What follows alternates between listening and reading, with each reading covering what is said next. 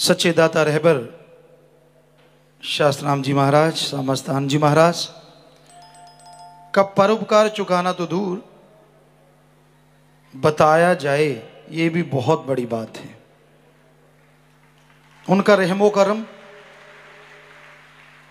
जो मूसलाधार बरस रहा है, बरसता रहा और बरसता रहेगा, उसका वर्णन लिख बोल के किया नहीं जा सकता। ऋण उतारना तो सोचा भी नहीं जा सकता।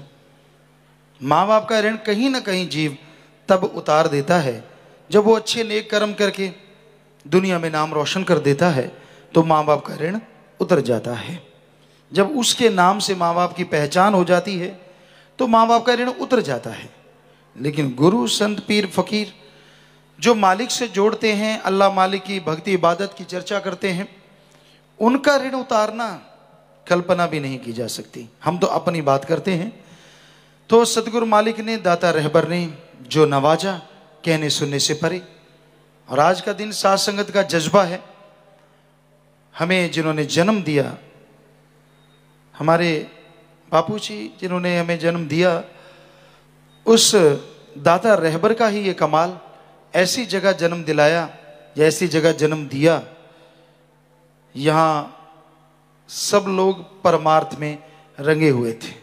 सबका भला करना बापूजी सिखाते, खुद भला करते, भले की प्रेरणा देते। परिपूर्ण तो सदगुरु मौला राम ही हो सकता है, आदमी तो नहीं हो सकता, इसमें कोई शक नहीं, कोई दोहराए नहीं।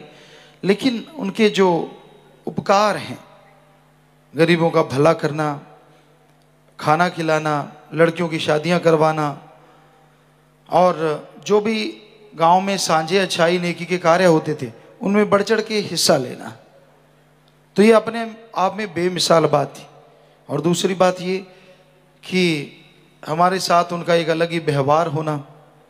शायद संतों ने उन्हें कहा था कि आपके घर में जो पैदा होंगे आपके पास ज़्यादा देर नहीं रहेंगे, जिनकी चीज़ उनके पास, तो बेपरवाह जी ने जितनी देर रखा उनके पास रखा, फिर अपने पास बुलाया। तो किसी माँ बाप को 18 साल बाद बच्चा पैदा हो, बहुत बड़ा घराना हो, और उसको भी ये बता दिया जाए 23 साल तक आपके पास रहेंगे, फिर वहीं चले जाएंगे, तो वो आदमी फट सकता है। लेकिन क्या मजाल, बापूजी ने किसी को भी कभी जिक्र किया हो कि ऐसा होने वाला है या ऐसा होगा। हमें लाड़ बहुत करते, बैराग में आ जाते, रोने लग जाते, बहुत प्यार करते, एक पल भी हमारे को देखे बिना नहीं रह पाते।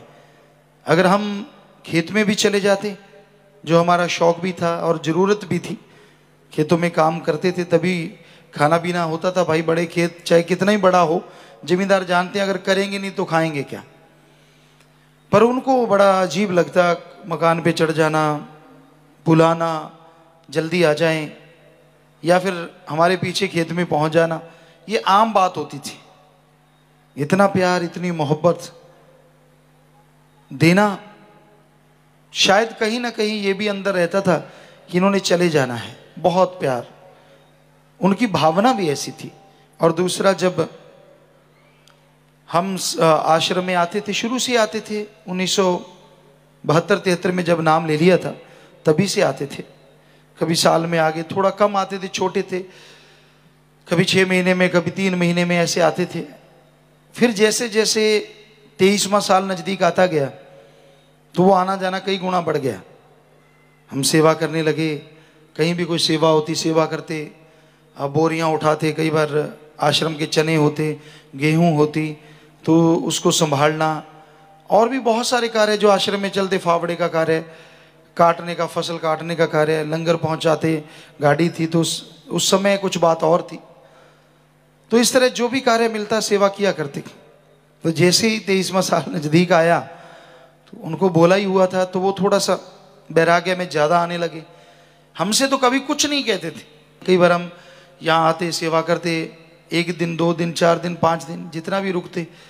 और कई बार ऐसा भी होता कि जैसे 2 दिन लगा के गए, रास्ते में चले जा रहे होते और सोचते यार आज नहीं आना था, तो वहीं से वापस आ जाते। कई बार ऐसा भी होता, सत्संगों के बाद भी हम यहाँ से एक बार शायद मध्य प्रदेश के झाबुआ साइड में चले गए सत्संग करते करते। वहाँ नंगे लोग रहते थे, कोटड़ा और झाड़ोल तहसील। तो किसी ने बता दिया बाबूजी को, वो घर में रहते थे गुरुसर मोडिया, यहाँ भी कोठी थी, यहाँ भी रहते थे। तो उनको बता दिया कि वो इतनी दूर गए हैं और वहाँ आदिवासी हैं जी, वो नग्न रहते हैं, नशे करते हैं और जहर बुझे तीर मारते हैं, किसी की सुनते नहीं। तो पिताजी तो वहाँ सत्संग करने गए हुए हैं। बस इतना सुनना था।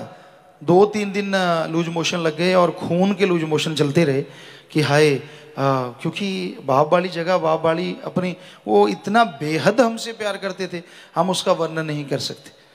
जब हम कहते हैं तड़फने लगे, व्याकुल हो गए, बुरा हाल कि कैसे हो, बस मेरे पास आए सीधे। वो कोई ऐसा कारण बना, क्योंकि परम पिताजी के पास जब आए थे तो ये कहने लगे भी हम इनके बिना नहीं रह सकते, सारी जमीन ले लो, जायदाद ले लो, हमें एक कमरा दे दो, गुरु गुरु कर लिया करेंगे। हमने क्या करना है जब सब कुछ ही यहाँ आ गया, मेरा तो सब कुछ ये है। तो परम पिता कहने लगे नहीं नहीं, हम आपसे कुछ भी नहीं लेंगे, ऐसा कोई कुर्बानी नहीं, आपकी ये बहुत बड़ी कुर्बानी है जो ले रहे हैं, तो हमेशा लोग आपको याद रखेंगे और महान कुर्बानी है, और हम तो इनसे ले नहीं रहे, इनकी झोली में दोनों जहान की खुशियां डाल रहे हैं। तो बेप्रभा जी से फिर कहा कि जी कभी आ जाया करें हमारे वहाँ 15 दिन के बाद, महीने बाद। बेप्रभा जी कहने कोई बात नहीं, हम कहेंगे, देख लिया करेंगे। तो हम जब वहाँ झाबुआ से या उस साइडों में सत्संग कर रहे थे तो वो तड़प रहे थे, ऐसे खून का लूज मोशन लग गए। डॉक्टरों ने देखा है कुछ भी नहीं है, नॉर्मल है, लेकिन अंदर से पता नहीं क्या हुआ, इतना उनके अंदर वैराग्य, रोते, किसी को आज तक दिखाते नहीं थे कि मेरी आंखों में आंसू है। कमरे के अंदर जाते, लॉक लगा लेते अंदर से और बस, और बाहर बिल्कुल नॉर्मल होकर निकलते। 2 घंटे 3 घंटे वहीं अपना वैराग्य करना, रोते रहना, तड़फते। तो जब वो ऐसे तड़फ रहे थे तो वहीं से हम सीधे गुरुसर मोडिया आए और पहले ही कहने लगे कि सत्संग हो गई कि यहाँ आएंगे संत जी, हमें संत जी कहते, यहाँ आएंगे, सीधे आएंगे। कहने लगे हो ही नहीं सकता, कोई रास्ता ही नहीं है इधर से, वो तो उधर से आएंगे जयपुर साइड से और सीधा सरसा जाएंगे। वो ऐसा कुदरत हुआ कि वाकई उस रास्ते से आए और अचानक हमने कहा कि भी अपने गुरुसर मोडिया चलना है, वहाँ से होके चलेंगे। और जब जैसे वहाँ पहुँचे तो बस बड़े खुश, शाम का टाइम था और रात रुके। तो बस वो ये नहीं होता था कि हमसे कोई ज़्यादा बात करें, तो बस बात आ गए, खुश, कोई लूज मोशन नहीं है, खाना सही है, सारा कुछ ठीक हो गया। एक पल में आराम से बाजू सराहने देते और सो जाते। तो इस तरह एक अलग तरह का प्यार, हमारे सामने आते, कभी कुर्सी पे नहीं बैठते, जोर लगाते। तो साथ संगत भी उस दिन को, जो भी आप आए हैं, भागों वाले, दृढ़ विश्वास वाले और एक परमार्थ वाले आप लोग आए हैं, तो बस मालिक से यही दुआ करेंगे कि मालिक आपके घरों में, आपके माँ बाप, आपके परिवारों को भी खुशियों से नवाजे भगवान, अंदर बाहर कमी ना छोड़े। जो परमार्थ में ये लोग बढ़ चढ़ के आप हिस्सा ले रहे हैं, कई सत्संगों का फल आपकी झोलियों में डाले। जो ब्लड डोनेट कर रहे हैं, आज सेवा कर रहे हैं, बस मालिक से यही दुआ करते हैं, क्योंकि प्यार उन्होंने हमसे किया, आपने हमसे किया, तभी आप ये मना रहे हैं। तो ये इस घोर कलयुग में कोई आसान नहीं है कोई अपने सतगुरु से, अपने मौला से प्यार करें। यहाँ तरह तरह की हवाएं चलती हैं, काल का देश है, निंदक, महानिंदक तरह तरह के हथकंडे बनाते हैं, पता नहीं क्या क्या कहते रहते हैं, क्या क्या बोलते रहते हैं। लेकिन मालिक के प्यारे जैसे आपको बोलते हैं कि ना वो कभी परवाह करते थे, ना कर रहे हैं और ना कभी करेंगे जी। क्योंकि मालिक के प्यार में जो चलता है उसे मालूम होता है कि चाहे कोई कुछ भी कहता है, वो अपनी उसकी मर्जी है और सच सबके सामने होता है। सो भाई, राम नाम में आप ध्यान लगाइए, जो परमार्थ कर रहे हैं मालिक बेइंतहा खुशियों से नवाजे। एक बार फिर मालिक से दुआ करते हैं और आप सबको बहुत बहुत आशीर्वाद देते हैं। ईश्वर का नाम लेने पे कोई दाम नहीं लगते, चलते बैठ के काम धंधा करते हुए आप मालिक का नाम ले सकते हैं। आप किसी भी धर्म से संबंध रखते हैं, कैसे भी कपड़े पहनते हैं, कोई भी आपका मजहब है, मालिक को उससे कुछ लेना देना नहीं। जिसकी भावना शुद्ध है, जो शुद्ध भावना से ओम हरि अल्लाह वाहिगुरु राम को याद किया करते हैं, मालिक उनकी झोलियां अपनी दया में रहमत से माला माल कर दिया करते हैं। इसलिए आप कर्म योगी बने रहो और साथ में प्रभु का नाम लेके ज्ञान योगी बनो। अकेले कर्म करना, इंसान गलत कर्म भी कर बैठता है, इसलिए पहले ज्ञान होना जरूरी है कि जो मैं कर्म करने जा रहा हूं वो कहीं गलत ना हो। तो जब ज्ञान हो गया फिर कर्म योगी होना जरूरी है। ईश्वर के नाम का जाप करो, अच्छे कर्म करते जाओ, बुरे कामों से परहेज करो।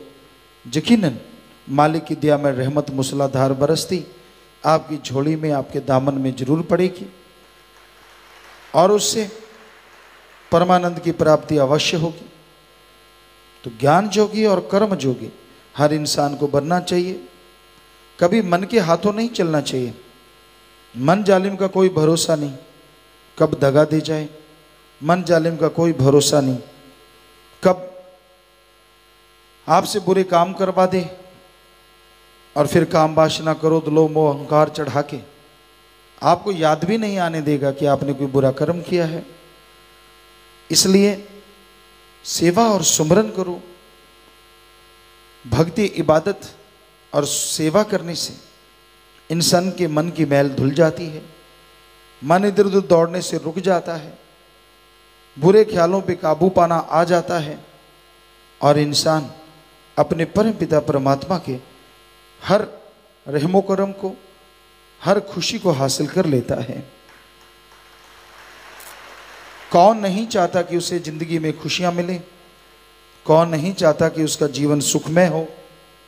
पर यह चाहत पैसे से, चढ़ावे से, दिखावे से पूरी नहीं होती।